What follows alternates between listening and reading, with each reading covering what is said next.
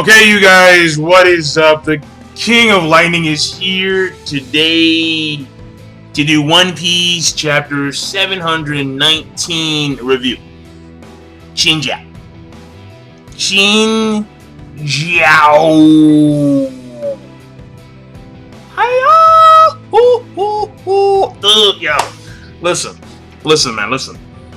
The chapter is actually very simple, I'll be honest. It's a very simple chapter when it comes from a structure / pacing standpoint. It really is. When it comes to the story progression, we made quite a bit of story progression because now Block C is over. Jesus Burgess, like the guy you should be praying to. Not the guy in the Bible, but the guy you should be praying to, Burgess. He's on the move. He now knows that Lucy is Luffy. He's aware that this person is Straw Hat. We have Cavendish, Bartolomeo arguing about who's going to kill Luffy. Well, no. Bartolomeo, we don't know what he wants to do with Luffy. But Cavendish, he wants to kill Luffy. That's for sure. Bellamy is still relevant. He's in the fucking shadows and shit. Like, fucking. He's in the shadow. He's like, fucking, what's going on in the corner? I see you. It's like, okay, so apparently still relevant. And what else is there? Okay, so that's aside from the fight.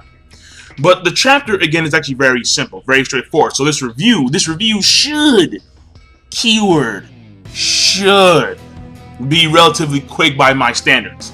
Now, when it comes to, there's two things that the chapter focuses on the most.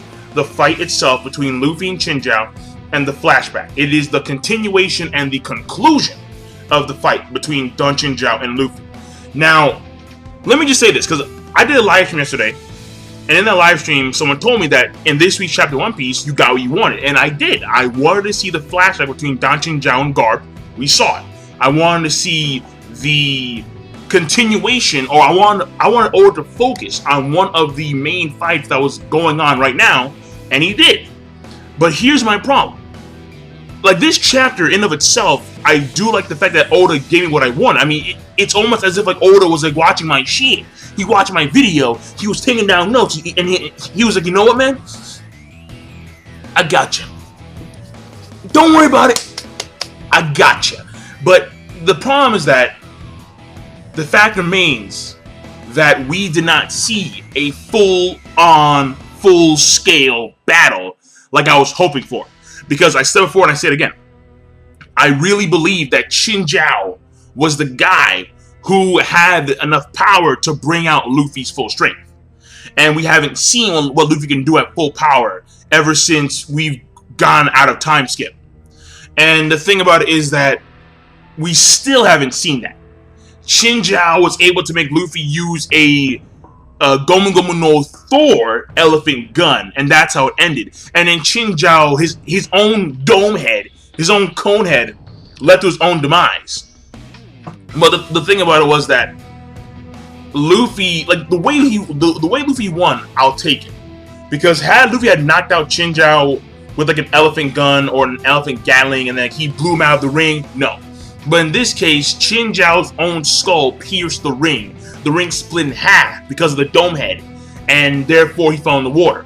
So that to me was far more appropriate. But still, I really want to see a full-on, full-scale Luffy hardcore. The same thing with Sanji and Zoro, that's for sure. I mean, Zoro, we have no idea. The freaking demons, like, where the fuck is Ashura? Where the fuck is Yuki? Where is NB? No idea. So the thing about it is that, like, I don't know, like, this is like the first legitimate island that they've been to in the New World. Punk Hazard was unregistered, and then Fishman Island was an island that's not in the New World. It's underneath the red line. So the thing about it is, we have fierce competitors in this island. I mean, excluding the people in the actual competition, but more so people like Flamingo, Fujitora, CP0. So these are dudes that should be able to bring out the full scope of power with Monkey D. Luffy. Especially considering the fact that Flamingo seems to be one-upping Law. And you can consider Law and Luffy on like the same power scheme. According to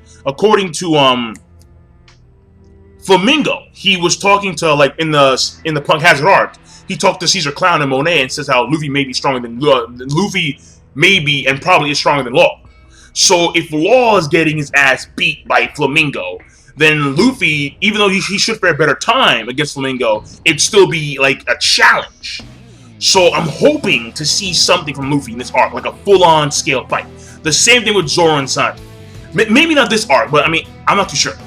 Now, when it comes to the chapter itself, right, because I went off topic and I apologize, but I just had to speak my mind. That's a negative for sure. The fact that we haven't seen a full-scale fight. In this chapter, we see the ending. We see the conclusion of the fight. But the middle portion of the fight was almost completely left out.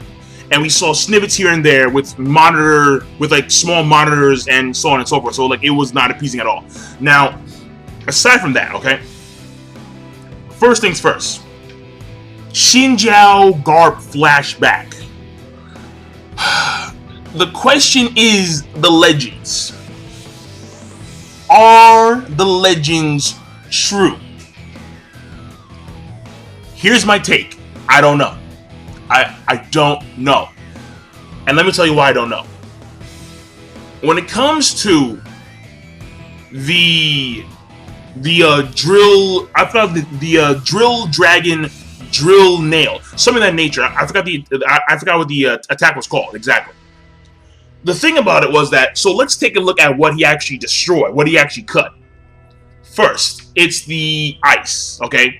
And the ice itself apparently is unusual. We see these people, and they're trying to get the Chinjao's treasure. And the thing about it is that the treasure itself is located underneath this massive ice sheet. And apparently the treasure is like his clan's treasure.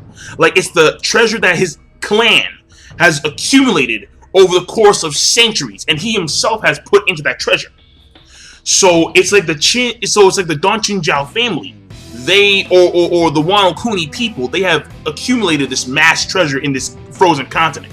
And we actually see like Chinese style buildings in this frozen continent. But that's number one. Number one is that the ice itself is unique. It is not regular ice. Apparently no fire or no axe, no weapon, no brute force can actually break the ice. And we see these thieves trying to get into the ice. Okay, that's number one. Number two is that when Chinjao does his, open Chinjao, when he does his thing, and the ice sheet splits. Number two is that we see the thickness of the ice sheet, and no homo, it is thick as fuck. I mean, like hoagie status thick. Like, whoa, it's fucking meaty. Like, you get my point. It's very thick. I would probably gesture and say several hundred meters, if not a few kilometers thick. Like, that's how thick it is, the ice sheet. And we see like an underneath layer, and that's where the treasure is located. And apparently the continent's moniker is called the Icy Treasure something. It's something of that nature, or like the Frozen, because there's two high quality translations, and both had completely different names for the continent's moniker. But either way, something to do with Frozen and Treasure. That's what it's called. So that's number two. The sheet is actually very thick. Number three, the cut that Chinjao made was extensive. It was as far as the eye could see. And here's my main problem.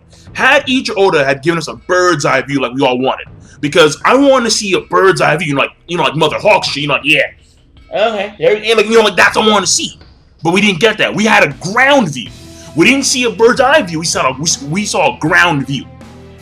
And from the ground view, the cut clearly goes on for several hundred kilometers. It is as far as the eye can see. Just a simple straight line, a simple split. Clearly more impressive than Mihawk, what he did in the Marine Ford, and so on and so forth. And here's my main point. This was obviously casual. It was Chinjao. He did one technique, and after he did the technique, he wasn't even puffing and huffing. He wasn't even tired. He just did it, open Chinjao, and then that was in the story. So the thing about it is that, is it continent level? I don't know. I'd probably bump it down just on the sheer scale, because the durability of the ice, we don't know how durable it is. But apparently these thieves trying to get they try to break the ice, and they couldn't with no fire or brute force. And Chinjao said before he did his open Chinjao, drill dragon drill nail, he said that you must focus an immense amount of force into one particular point.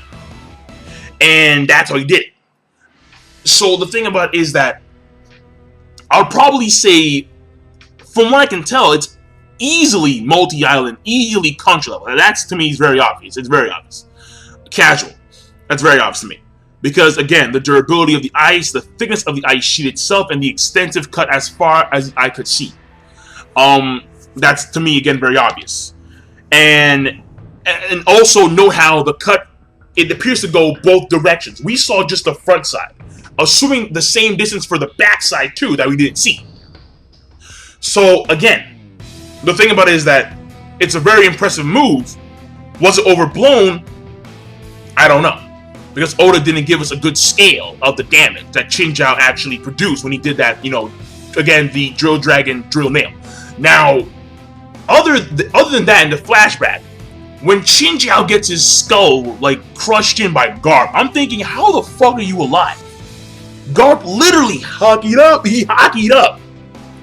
And then, apparently, according to Garp, he had on his way there, or in training, he had to, destroy a few mountains. According to him, he had to obliterate 8 mountains to dust just to prepare for this moment. I'm like, oh my good lord. Garp. I mean, and here's my thing. I'm not surprised. I'm not surprised at all. Why? Because Garp has immense potency.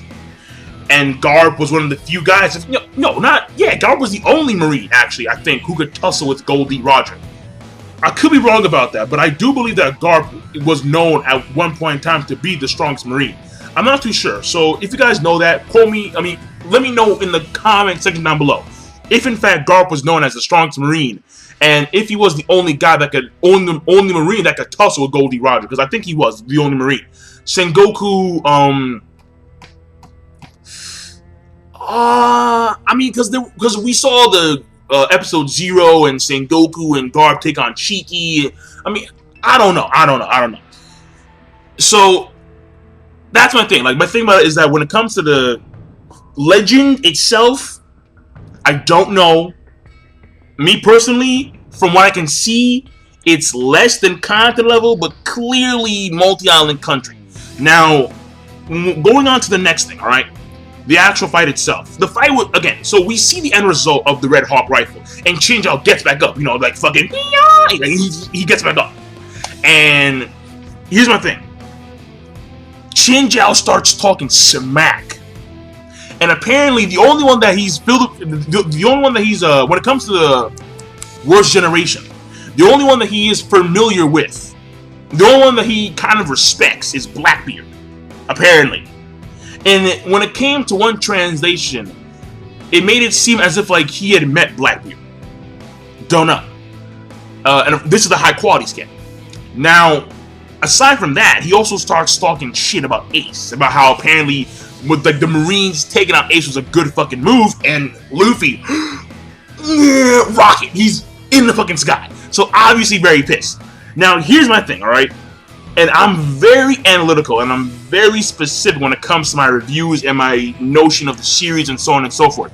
When we see Luffy uses Gum Gum no Rocket, and he comes back down with a, of course, elephant gun, and then he says Thor. Now, when I look at the panel when he's going to the sky, he's going into open air, open sky. There's a few clouds here and there, but the key point is that they're not thunder clouds. They're not thunder clouds. They're just white, simple clouds that have no electrical discharge whatsoever. So when he came back down, and then he did his Thor elephant gun, and then he, of course, beat Chinjao. Chinjao was kind of funny, because, where Garp indented his skull, Luffy re-expands his skull. The first hump goes down like a camel's back. The first hump goes down. The second one just pops back up, and he's back at dunce head status. But here's my point. When we see Luffy's elephant gun, when it makes contact with Chinjao's skull, there's an initial force spark, but then all of a sudden we see his elephant gun hand, and it appears as if there's sparks running through his arm. So what I'm looking at here may be hockey related. When you see him go into the sky, you see no freaking thunderclouds. There's not a single one in the sky. You see these white regular clouds, and they have no electrical discharge. So you have to wonder, so if in fact there is electricity to this attack, which it seemed that way, how did Luffy create the electricity? He's not like Natsu, he just can't steal powers and make it his own, like, yeah, Dragon Slayer, fuck that shit. No, he's not Natsu. Luffy probably did this via Haki. I've been saying this, and I'm gonna say this till the day I fucking die, or unless Oda says otherwise. Busou Shoku Haki is spirit. And in the past chapters of One Piece, Sanji said, the angrier I get, the hotter I become. That is his spirit. His spirit is closely entwined with his anger, and that emits fire. So the thing about this is that Luffy was in open sky and for some reason was able to create an electrical discharge around his Busou Shoku Haki. At least that's the way it looked in the actual panel. That is the exact way it looked in the panel.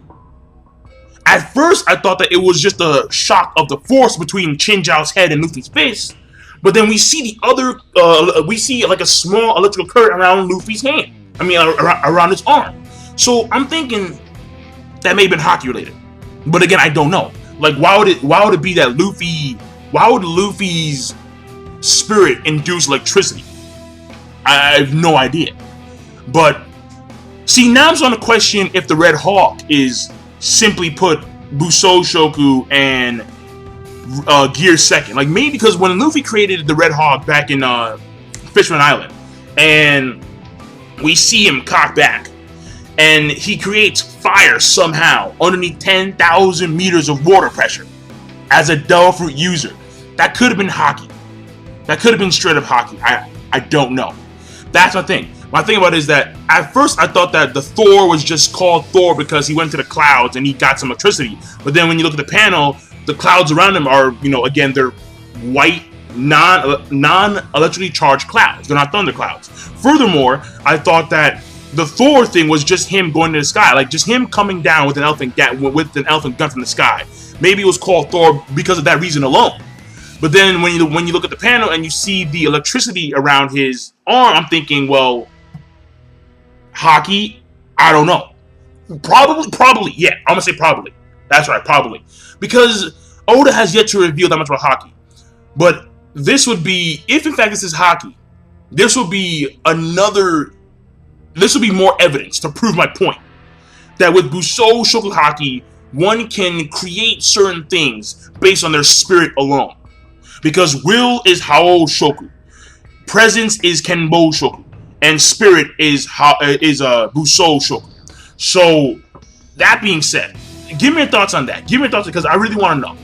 Because I'm curious. I mean, well, obviously, like, you guys don't know, but let me know what you guys think. I mean, only Oda knows, and you know, Oda's in his room like, yeah, no one's gonna find out this shit. You know, not for 3 more years. Like, fuck Oda, fucking go. All right, I love you, but I hate you. But the chapter overall, in my personal opinion, I liked it a lot. I really did. In my personal opinion, this chapter actually helps when it comes to the power scheme of One Piece, especially with the flashback of Chinjao. That was a casual cut, nice, and it went on for as the eye could see, ground level though. Well, kind of underneath it, because like they were underneath it, like we see the sheet split, an extensive cut, and I mean, like, that's just the way it is. So, King of Lightning, be sure, of course, rate, comment, and subscribe as always. My rate for this chapter is going to be a good plus, and I'm signing out. Peace. Have a nice day.